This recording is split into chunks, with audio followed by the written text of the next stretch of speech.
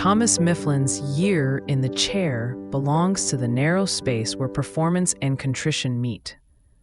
A politician and soldier with a reputation dinged by whispers from the coldest winter of the war, returned to preside over its official ending and to stage, with fastidious care, the most important act of self-restraint in American military history, the resignation of George Washington's commission. If you want a single life that shows how the Revolution turned improvisation into ceremony, disorder into paperwork, hurt pride into public ritual, you can follow Mifflin from a Quaker countinghouse on Water Street to the long table at Annapolis, where he bowed Washington out of the army and then shepherded the ratification of a peace that would make that farewell more than theater. He was complicated, quick, ambitious, exquisitely attuned to rank and to the gestures that establish it.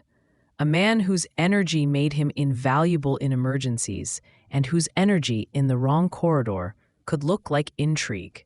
He had disappointed Washington once, and Washington, who kept his disappointments quiet until he did not forget. Yet it was Thomas Mifflin, as President of the United States in Congress assembled, from late 1783 to late 1784, who gave the Republic a pair of canonical scenes, the general laying down power, and the Congress ratifying the definitive Treaty of Paris. He did the choreography and the signatures. He made sure the right words were said in the right room and recorded in the right hand. If redemption in public life is possible, it rarely comes cleaner than that. He began far from such moments. Born in 1744 into a well-placed Philadelphia Quaker family, he grew up in a world that valued probity, exactness, and the steady multiplication of small profits. The Society of Friends surrounded him with elders who distrusted oaths and uniforms, who preferred persuasion to compulsion and simplicity to display. Mifflin's temperament took what it liked and shed the rest. He loved order, but not plainness, enterprise, but not quiet. Apprentice to a merchant, he learned fast how to read a cargo's value in the first 10 minutes on a wharf, how to write letters that could cross an ocean without losing their spur, how to manage credit in a city where the lines between friendship and finance were plaited as tightly as ship's rope. He toured Europe young, met men who moved money on a continental scale, and returned to Philadelphia with the air of a comer. In town meetings, he spoke well and often. In a Pennsylvania assembly, he showed a knack for committees, the rooms where work gets done and enemies are made. When the imperial quarrel ripened into a break, he did what his Quaker ancestors would have found unthinkable. He put on a uniform. The decision cost him his place in the meeting. He was read out for bearing arms. He did not hesitate. He believed, as many young merchants did, that Britain had begun to misunderstand both economics and liberty, and that a people who could conduct their own trade and govern their own streets ought not to be governed from a distant desk by ministers who had never walked those streets. He took a commission in the Pennsylvania militia, and then, as the war swelled from skirmishes to armies, entered the Continental service. Washington, assembling a staff out of men he barely knew, chose Mifflin early as an aide-de-camp. The choice made sense. Mifflin could write, organize, charm, and push. He had the quick tact a general needs in a room full of governors and colonels who all think the army is an extension of their will. The bond between the general and the aide was real, and it did not last. When Congress, alarmed by the state of the Army's supplies in late 1775 and early 1776, created and then expanded the post of Quartermaster General, Mifflin took it. The office was a thankless crucible. It required genius at inventories and miracles in transport, and it answered to everyone and no one. Congress wanted thrift and results. Washington wanted wagons and shoes. States wanted their own militias fed first.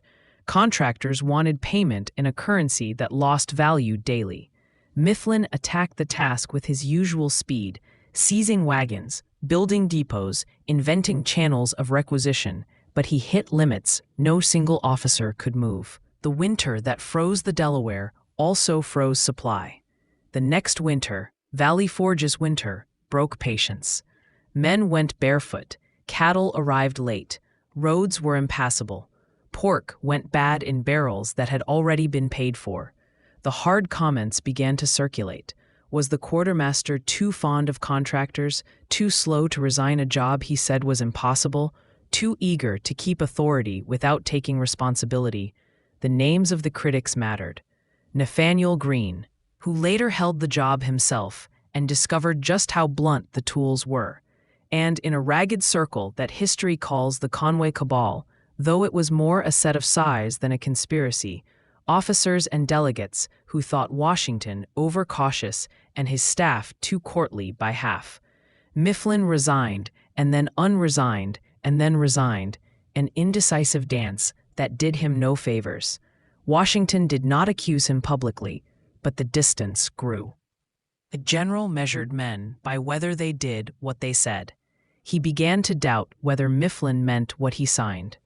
The army survived through reorganizations, through Greene's Herculean quartermastership, through the French alliance's lifeline, and Mifflin shifted his weight back to politics. The Pennsylvania Supreme Executive Council, the State Assembly, committees of correspondence and safety. If there was a chair to be filled and a docket to be mastered, he was there. He remained quick on his feet, acute about leverage, and, to his opponents, a little too enamored of leverage's smell. By 1783, the war was a series of echoes. The British still held New York and Charleston, but Yorktown had decided the war's grammar. Congress, after being shoved out of Philadelphia by unpaid, angry soldiers in June, had met at Princeton under Elias Boudinot and then decided to try Annapolis, where the Maryland legislature offered courtesy and a roof. It was there, in November, that Mifflin was chosen president. The office was rotation as much as reward. The title was grander than the power. But the hour asked for someone who understood ceremony's utility and business's backbone. The capital would be provincial. The rooms would be smaller than dreams. The tasks would be profound. Receive the commander-in-chief, who intended to make himself smaller than the army he led, and convert preliminary peace into a definitive treaty under a government that could not enforce the smallest tax. In that narrow, difficult place, Mifflin was exactly himself, brisk, careful, attuned to how things look, because he knew how much looks matter to power that is mostly paper. The Washington problem, if we can call it that, was personal as well as constitutional. No one else could have carried the army through 1776's retreats or 1777's losses without it dissolving. No one else had the public's trust quite like him. And yet, Washington had soured on Mifflin in the worst season, and Mifflin knew it. The President of Congress had to invite and host the general's farewell, to make the nation's dignity visible by making the chair's dignity visible, and to do that while remembering what had passed between them. Washington had written in calm sentences about his disappointments. Mifflin could read. He had a choice: orchestrate the exit coldly, or make the public ritual generous enough to rise above the private file of injuries. He chose generosity, less out of softness than out of comprehension. The new nation needed this moment to shine like a coin, unmarred by pettiness. On December 23, 1783, in the Senate chamber of the Maryland State House, the room thick with the breath of men in winter coats, the commander-in-chief stood before Congress and returned his commission. The set was plain: desks, chairs, a gallery, a table at the front where Mifflin presided with the papers arranged just so. Washington's speech was brief and almost unadorned. He thanked his officers, praised Providence, and said he wished to return to private life. When he reached for a line large enough to hold what he was about to do, he chose modesty. If he had any share in the success, he meant for it to be forgotten. The credit should go to the army, to the citizens, to the cause. He handed the document over. He bowed. In that bow, the Republic practiced not being Rome. Mifflin's reply read on behalf of Congress in a voice that did not tremble, matched the tone. He thanked the general, commended his moderation, and, crucially, named the act. Resignation is not merely an ending, but a making. By relinquishing command, Washington made the army belong to the law rather than to a man. Then Mifflin recorded it. The secretary wrote, "The minutes entered posterity. The parchment where the general's commission had once lived went quiet in the president's hands." If Mifflin had ever wished to best Washington, this was the day he refused the impulse.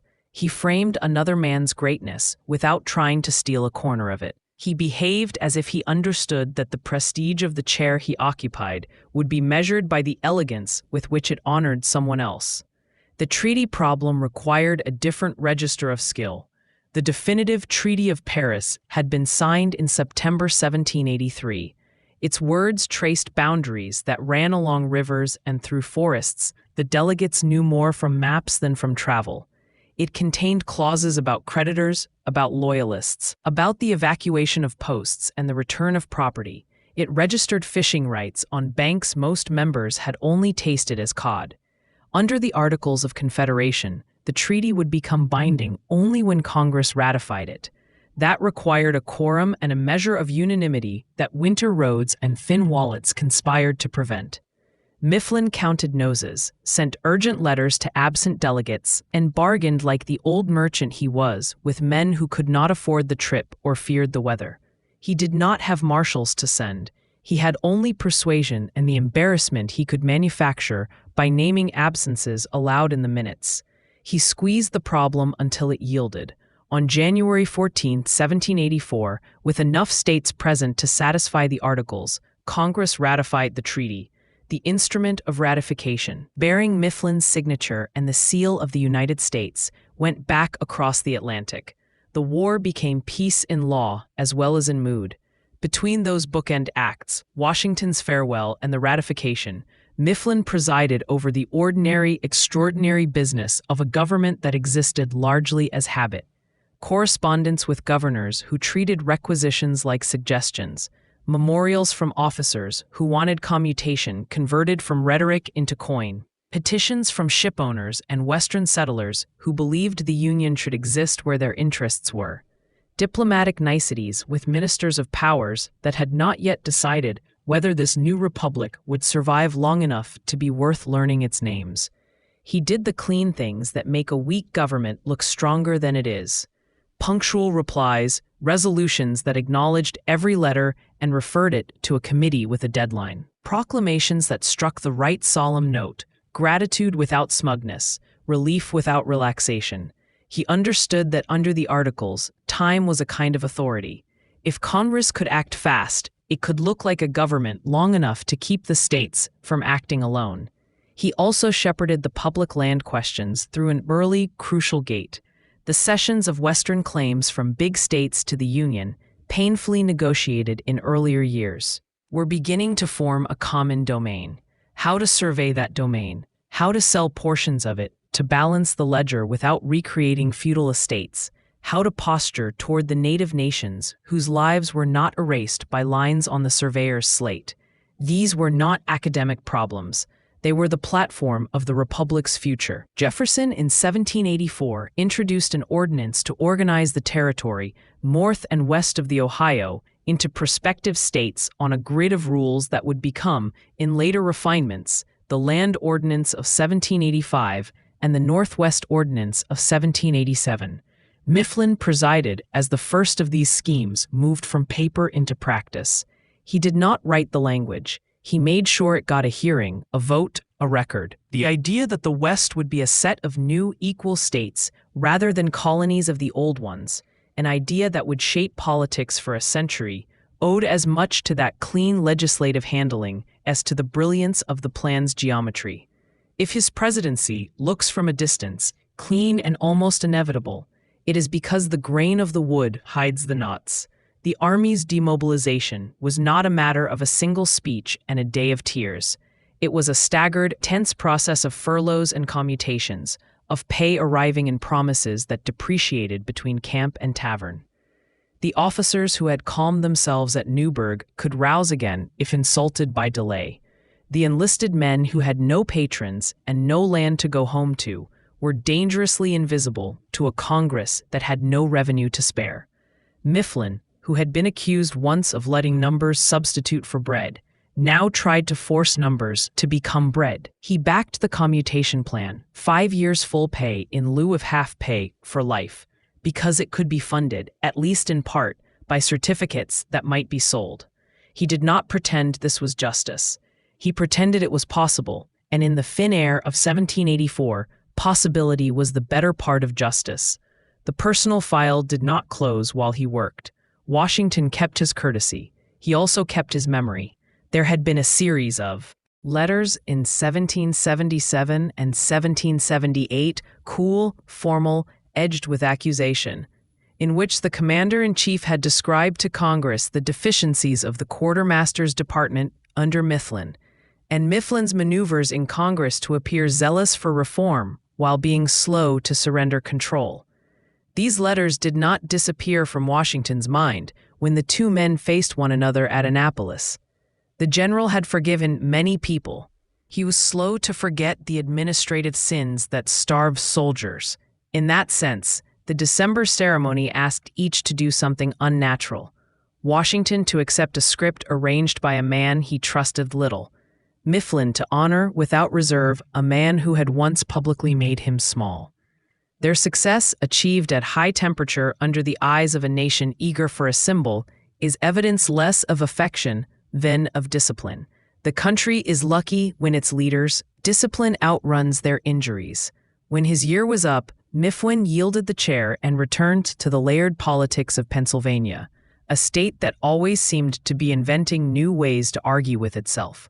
He had already served as Speaker of the Assembly, as member of the Supreme Executive Council, as a perennial on the short list for any task that required equal parts nerve and neatness. In 1788, he became president of that Supreme Executive Council, the office Franklin had made famous.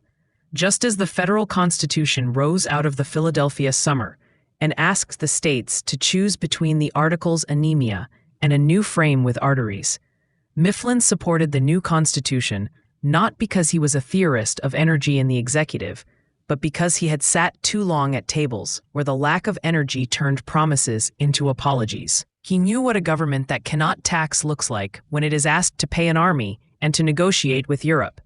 He preferred not to perform that farce again. Pennsylvania wrote itself a new constitution in 1790, trading its plural executive council for a single governor.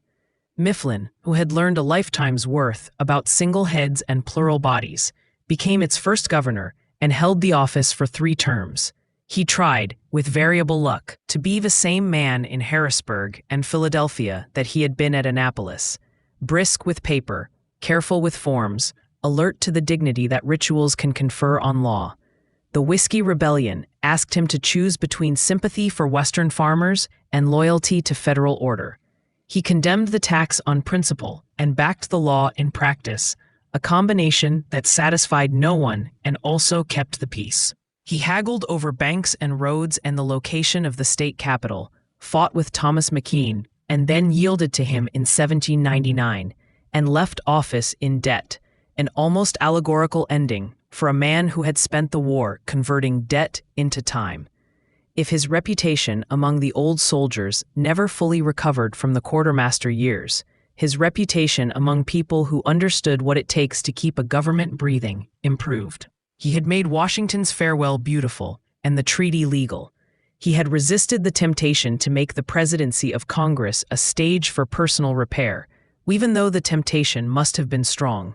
He had kept state pride and national duty from tripping each other in a room where both were loud. He had, in sum, done what he often did.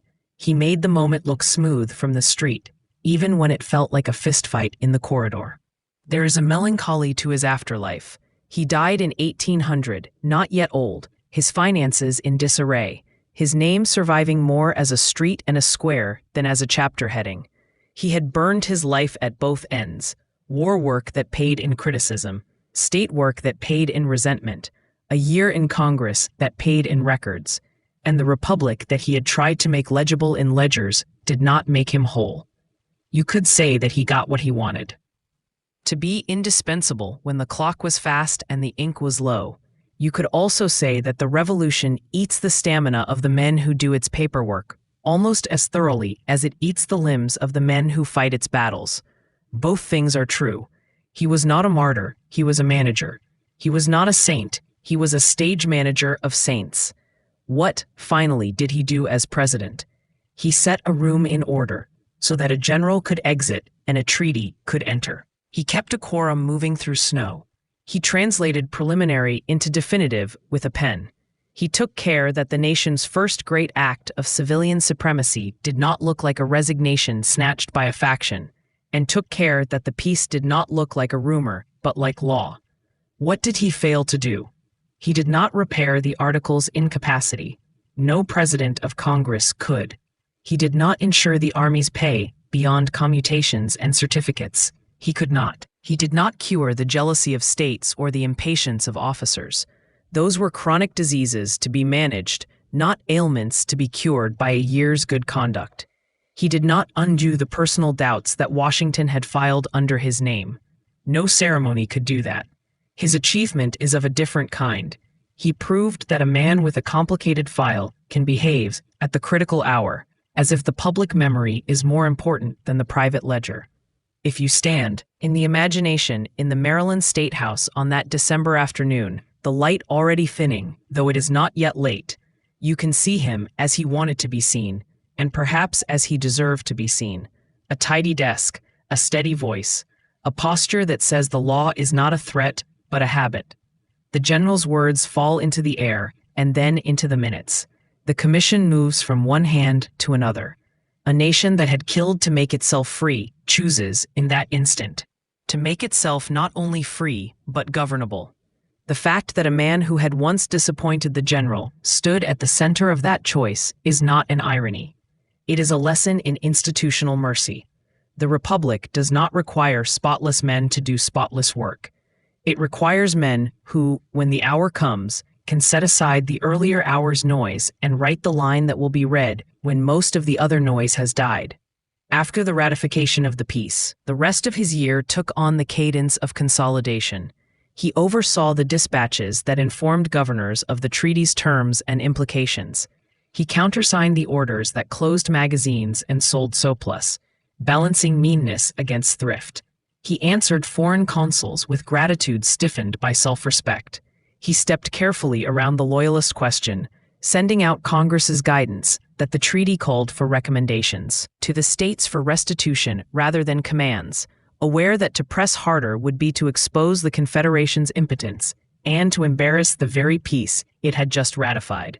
He tended the infant machinery of the post, of the customs houses that did not yet belong to a nation but to a patchwork of the courts of appeal in cases of capture that tried to carry a little international law into privateering's moral weather. He also did something less tangible and perhaps more important. He made Annapolis, for a season, feel like a capital. Not by pomp. There was no money for pomp. By rhythm. By the sense that the nation's business would be taken up in the morning, considered in the afternoon, recorded in the evening, and that tomorrow would repeat the pattern. That rhythm is the first privilege of a people who have stopped fighting long enough to call themselves citizens. It does not last in Annapolis. Congress will move again, to Trenton and then to New York. But for a year, the United States had a heartbeat you could set your watch by, and Thomas Mifflin kept the time. The clearest way to honor him is to say plainly what his presidency proves about the early presidency of Congress. It was never an executive in the later sense. It had no sword. It had no purse. It had only paper and the willingness to use it without apology. When a man who had once been accused of serving paper to soldiers who needed meat sat in that chair and made the paper matter, the circle closed as neatly as a seal. The general walked out, the peace walked in. The rest, his governorship, his debts, his enemies, belongs to other chapters. This chapter ends with a room that holds its breath, and with a signature that still means what it said.